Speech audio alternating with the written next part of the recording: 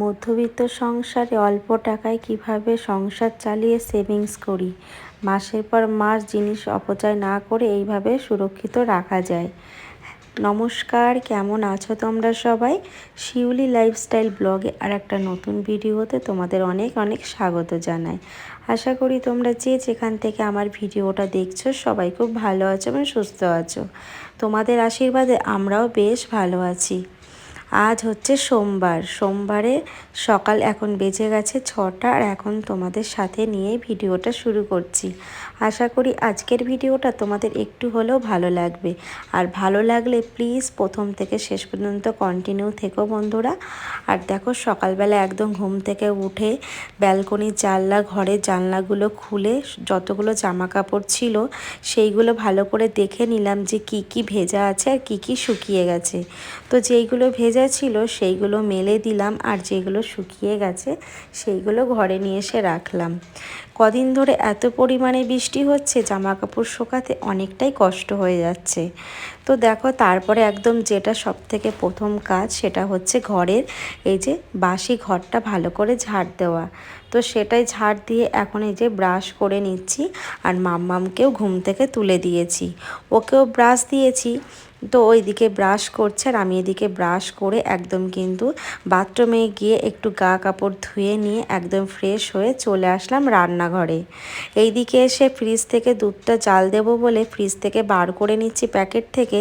তো মাম্মামের জন্য এখন দুধ গরম করছি, আর এদিকে হাজব্যান্ডের জন্য চা বসাতে হবে। আর এদিকে মাম্মামের তো স্কুল আছে, আর হাজব্যান্ড একটু দেরি করে বেরাবে আজকে, মানে ওই দুপুরে 12টার পর বেরাবে, তাই জন্য আজকে সকালের চাপটা একটু কম।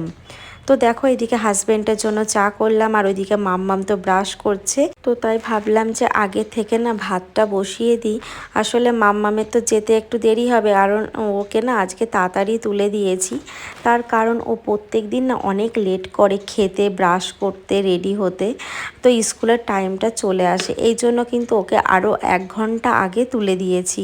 কারণ দেখতে পাচ্ছ এখনও কিন্তু ব্রাশ করে যাচ্ছে, তাই জন্য আমি সময় নষ্ট না করে আমি এই দিকে কিন্তু ভাতটা বসিয়ে দিয়েছি, আর এই দিকে দেখো ওভেনে আমি দুধটা ভালো করে জাল দিয়ে নিচ্ছি, কারণ যেই দুধটা এক্সট্রা বেশি ছিল তো সেটা ভালো করে এই যে ফুটিয়ে নিচ্ছি।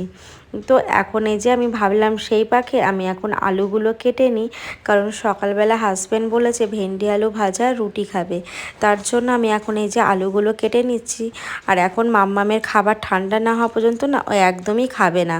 তো দুধটা ভালো করে ফুটিয়ে নিয়ে তারপরে ওর কিন্তু ওটস দিয়ে ঠান্ডা করতে দেব, দিয়ে ওর ড্রেসটা পরিয়ে দেব, দিয়ে তখন তারপরে ওর খাওয়া হয়ে গেলে ও কিন্তু বেরিয়ে যেতে পারবে। তো দেখো, এদিকে আমার কিন্তু আলুগুলো কাটা হয়ে গেল, শুধু ভেন্ডিটা বাকি আছে। তো ভাবলাম আগে মাম্মামের খাবারটা রেডি করি। তো দুধটা ভালো করে ফুটিয়ে নিয়ে এখানে ওটস আর একটু কিন্তু আজকে যেহেতু কলা ছিল না তাই একটু বাতাসা দিয়েছি। আসলে গুড়ের বাতাসা বা যে কোনো বাতাসাই খাওয়া কিন্তু খুবই ভালো, বিশেষ করে সকালবেলা যদি খালি পেটে বাতাসা ভিজানো জল খাওয়া যায় তো সেটা ভীষণ উপকার। তো আমি চেষ্টা করি যে এই ঠাকুরের প্রসাদগুলো সেইগুলো নষ্ট না করে আমি এইভাবে একটা কৌটোর মধ্যে রেখে দিই। তো যখন হাজব্যান্ডের খেতে ইচ্ছা করে তখন কিন্তু আমি বাতাসাগুলো দিই, কিংবা মাম্মামে যদি কোনো কিছু খেতে ইচ্ছা করে তার মধ্যে কিন্তু বাতাসাগুলো দিয়ে দিই। তো যাই হোক, আমি ভেন্ডিটা কাটা হয়ে গেল, আর মাম্মামকে কিন্তু স্কুলে রেডি করে পাঠিয়ে দিয়েছি। আজকে হাজব্যান্ড দেখো সকালবেলা ওকে রেডি করে নিয়ে বেরিয়ে গেছে, আর আমার এদিকে কিন্তু ভেন্ডি আলু ভাজা কমপ্লিট, আর আমার এদিকে দেখো রুটিও হয়ে যাচ্ছে।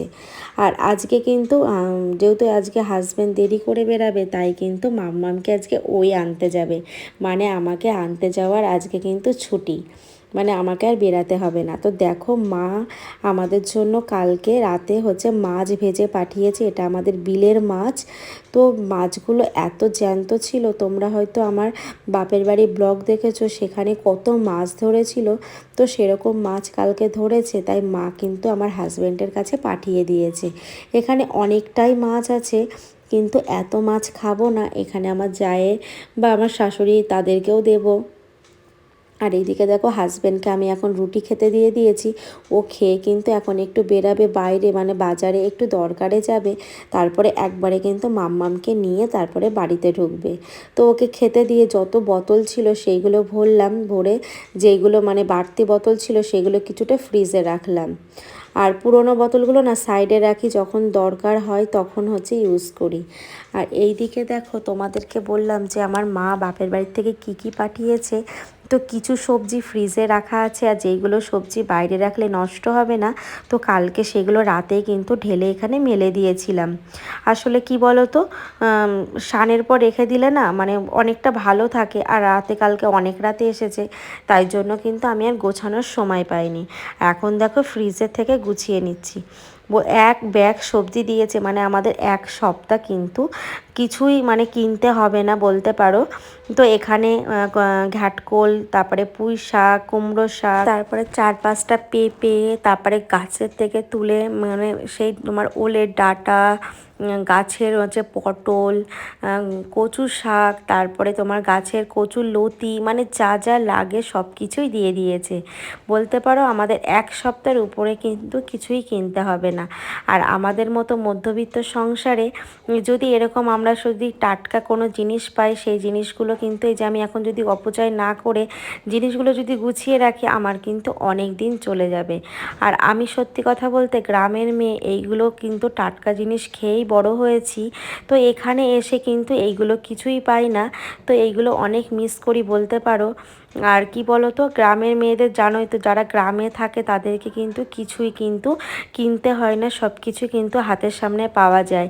আর এখানে এসে অভাব কী জিনিস সেটা আমি দেখেছি, কারণ এখানে মানুষের প্রত্যেকের সব কিছু কিন্তু কিনে খেতে হয়, কোনো জিনিস কিন্তু এখানে এমনি পাওয়া যায় না। তো আর আমাদের মতো মধ্যবিত্ত সংসারে যদি এইভাবে জিনিস অপচয় না করে যদি গুছিয়ে রাখি, তাহলে অনেক দিন চলে যায়।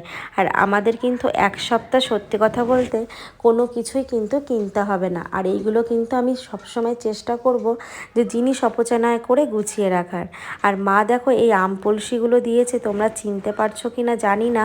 এই আমগুলো যখন ছোট ছোট আম ছিল, কেটেও নুন হলুদ দিয়ে রোদ্দুরে দিয়ে এইভাবে শুকিয়ে রেখেছে।